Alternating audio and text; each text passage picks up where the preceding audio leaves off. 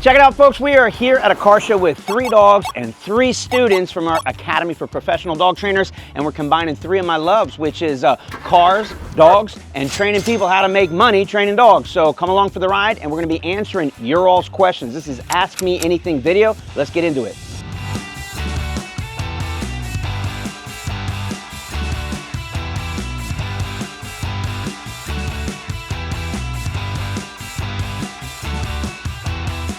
Got a question about what is the hardest biting dog we've ever had. A well-bred German Shepherd brings the pressure, baby. It doesn't have that Maligator shake, but it just has dead weight. So I'm gonna give it to my old man, Big Papa Thor. May he rest in peace. That's a hard-ass biting dog. You ever been bit by a dog? Oh yeah, savage, 8-pound, like 4-week-old puppy. Almost took my hand off. In all seriousness, no, I have not been bit by a dog. Some close encounters, but so far so good. How about you? Yes, I have. It was a little rat terrier. She got loose and I had to grab her, and she got scared and bit me on my arm. There you go. And how about you? Yes, I took a bite to the face from a Staffordshire Terrier. It was really painful. All right, so Zandri was asking, how do I get my puppy to stop pulling on the leash? Check out DIYcanine.com and check out the perfect walk course. That's a pretty good one. I would have to say corrective U-turns. Just stop and turn until they get right next to you. All right, awesome. Stop and pop move. So with this, you're going to be walking with your dog. When he goes to pull, you're going to just stop and let him hit the end of the leash. There we go. And lastly, we actually have a ton of free videos on YouTube. The best, some of our most top performing videos, which show you how to stop your dog pulling on the leash in 5 minutes or less, guaranteed. Check them out. They're free. Enjoy them. No more pulling on the leash, baby. All ages, all breeds, all temperaments, all skill levels. We'll show you how to make it happen. We'll see you there.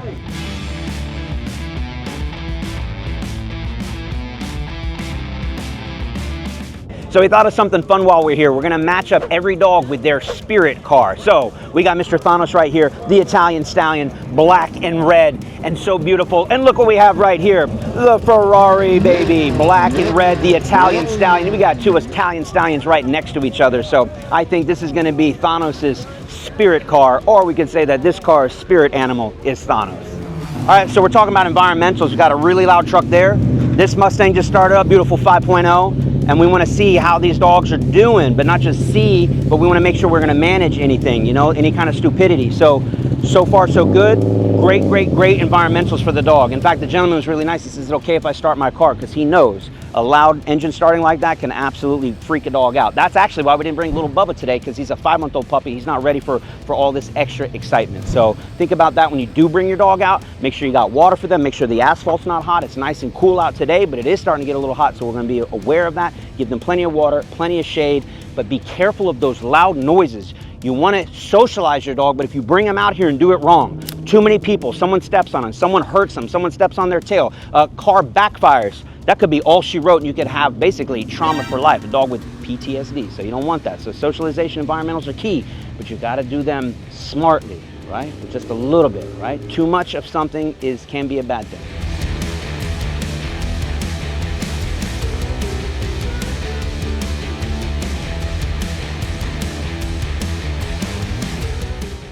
Rudner's asking, when should you choose a working dog for your family versus a pet dog? You should never. Never. Not a good idea. You heard it here, Mrs. Rudner. It's not a great idea, because if you have a family, you're probably working, raising kids, have a life. That working dog, you don't have the stamina, energy, time to deal with all of that shenanigans, which is why all these Belgian Malinois are getting, put into shelters, and people are just not researching the breed. They're like, oh, let me get a working line lab. Bad idea. Let me get a GSP. Bad idea. Let me get a Belgian Malinois. Bad idea. Let me get a dog that'll rip somebody's face off. Bad idea, all right? Like, y'all can barely handle your little poodles and your doodles and your oodles. Let's not get a working line dog. That's like all these Ferraris and stuff we have here. That's like giving a 1,000 horsepower Ferrari to like your 16-year-old kid as their first car. No! Bad idea. Maya Page, Lady the Horse, least favorite tool you wouldn't use as a dog trainer, and why? The gentle leader, the one that goes over the nose. So this tool is completely ineffective, and you're putting your dog's nose and sinuses at risk of being injured and damaged severely.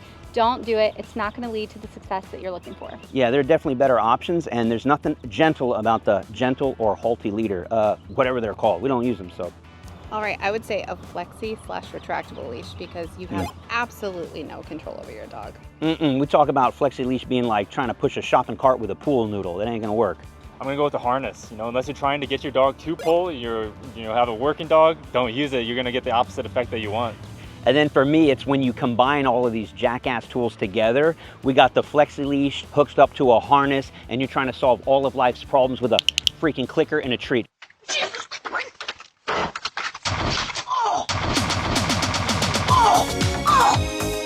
Clickers are amazing to teach your dog, but none of these tools will help stop the bad behavior, which is what most of you all are dealing with. So fantastic question, one of my favorite ones and great answers. We're looking for rip spirit animal, and I think we found it. We're talking about the Husky here, black, white, with these beautiful cold ice blue eyes. But he's also old school. I don't know if you all know that, but Huskies are an ancient breed, some 2,000 plus years old. So we got to think old school, black, white with a touch of blue. And guess what? We found it over here, baby. We're talking about a C3 Corvette, white and black with, guess what? Beautiful, cool blue pinstripe. So we got an old school muscle car here. I don't know, I think it's a perfect fit if you ask me. Definitely plenty of horsepower, for back in the day. And if you don't know how to drive one, you'll wrap it around a tree. If you don't know how to handle a Husky, they're gonna be off running to the races, doing an Iditarod race, and you don't even know where your dog is. It's winning races out there in Alaska. And you lost your Husky, that's where you can find them. All right, let's go.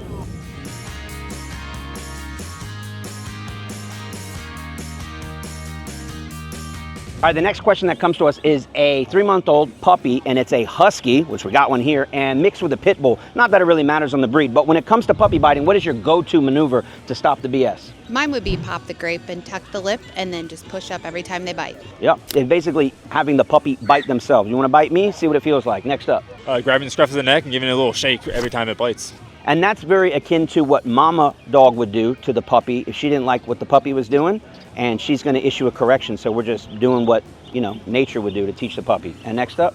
So this one's called drowning on the bite. Basically, if the dog has your hand in its mouth, you're going to push your hand into the back of the dog's throat to create a gag reflex, causing them to release the bite.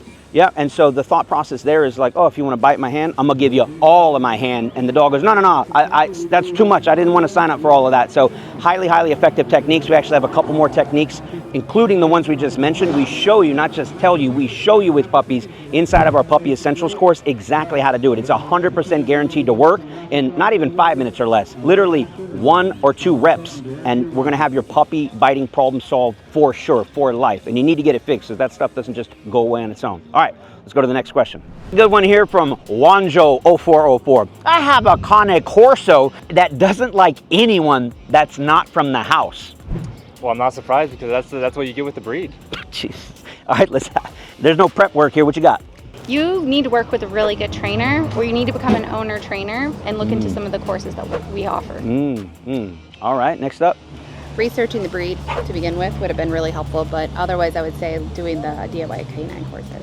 Yeah, listen, folks. It's like, hey, I got a Bengal tiger and it's trying to chase down and kill everything it sees. That's what you bought.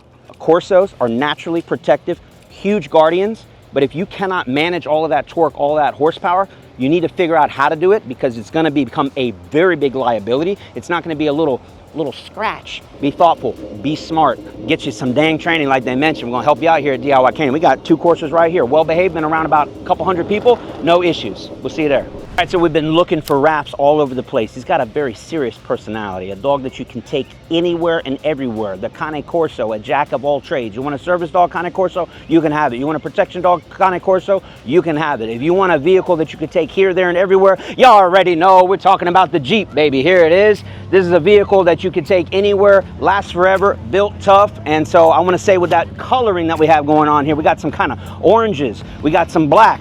It very much matching. He would look so cool riding in the passenger seat of this rig right here. And let me show you something else right here. Even though the Italian Mastiff hails from Italy, there must be a bazillion Corsos in America. We've basically taken over the breed, so we're going to keep it American. That sounds more like a chicken than a bald eagle. So I'm gonna work on that for y'all, I promise.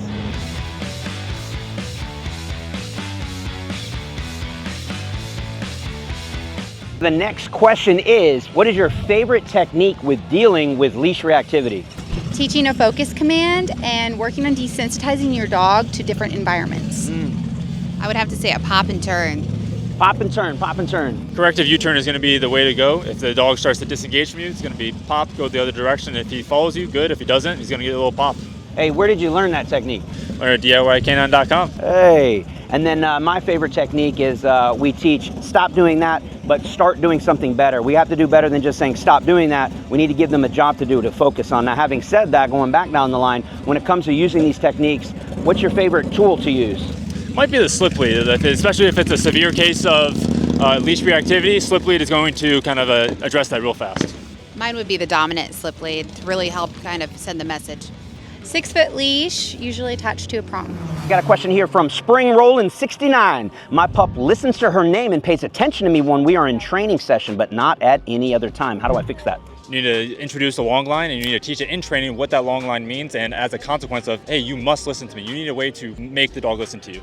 Love it, love it. All right, next up, Miss Hillary, what do you got for us? I would say bringing back food luring just to make that command a little more solid.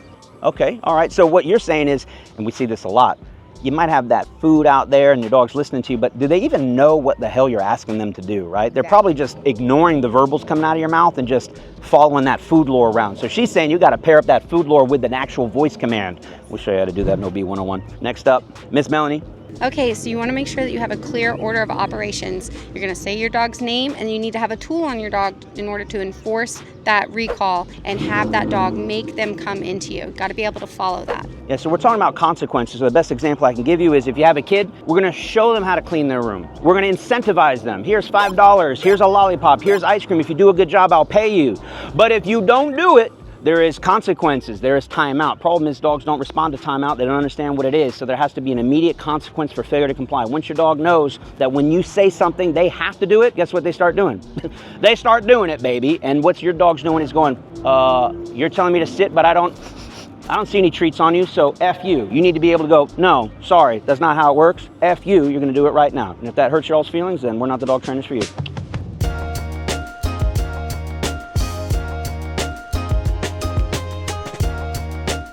All right, Crystal Wolf wants to know, where should the probes on an e-collar be on a dog's neck? For instance, on the side, on the front, we're talking about a long-haired German Shepherd. Go.